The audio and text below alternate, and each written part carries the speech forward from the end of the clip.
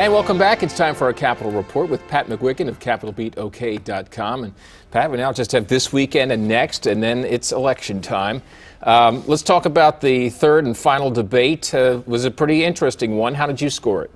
Well, I scored it for, I think on points the president did very well.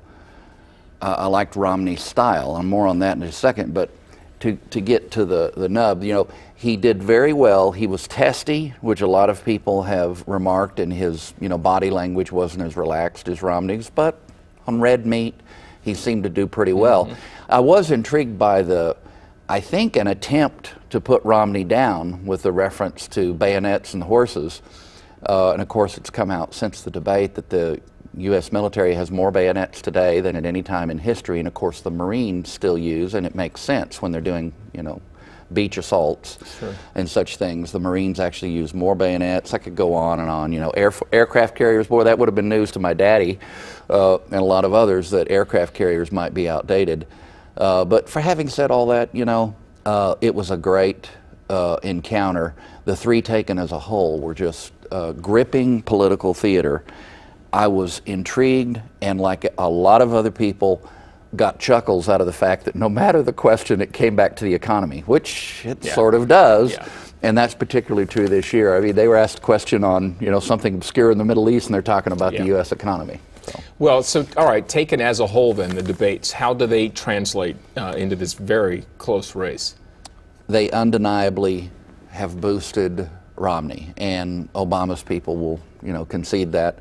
I think I said a couple of weeks ago how intriguing it was to watch the pundits on MSNBC scoring that first debate decisively for Romney, which shows, you know, that in the media we can still reach a conclusion that's undeniably true despite our own proclivities. I will say Romney seemed credible. He seemed confident. He seemed presidential. He's put this thing in play. He's made it a real race.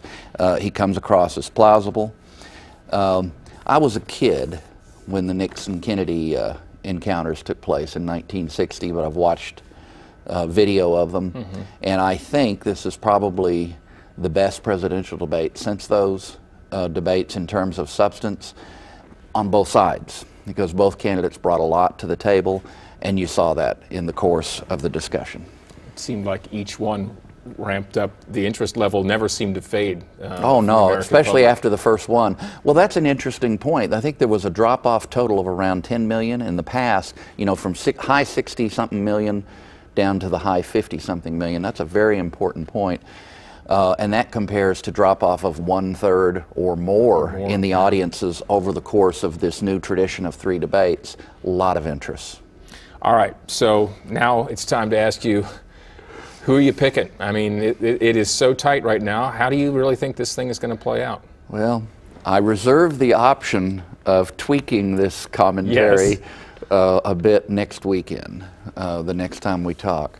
But let's stop and think about it. The surge in the political sense has put Romney very much with a lot of momentum. Obama's people have responded, but Romney is confident. He's getting big crowds. I think he's on his way to a win in the popular vote.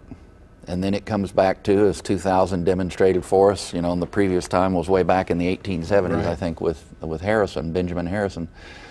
We're going to find out about the impact of the Electoral College possibly, because if you look state by state, the president seems to be narrowly still in the driver's seat in the Electoral College battle, and you've heard references to a firewall, you know, making an analogy to fighting a forest fire, where you construct something that stops the expansion of a trouble, a difficulty, a challenge. Well, he has a firewall that seems to be holding up.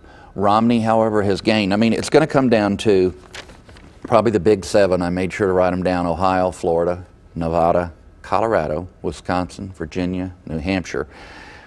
Almost as competitive, New Mexico and North Carolina. You know, North Carolina probably goes for Romney, but who knows? You know, it's within 7 or 8 points. So at the end of the day, those are the crucial places, and we'll all be watching come election night. Now, here's a bold prediction. Oklahoma will go for Romney. Very bold. Yeah, I predict that too. All right, well, you can read more about these and other topics at CapitolBeatOK.com. For Pat McGuigan, I'm Alex Cameron. Have a good Saturday.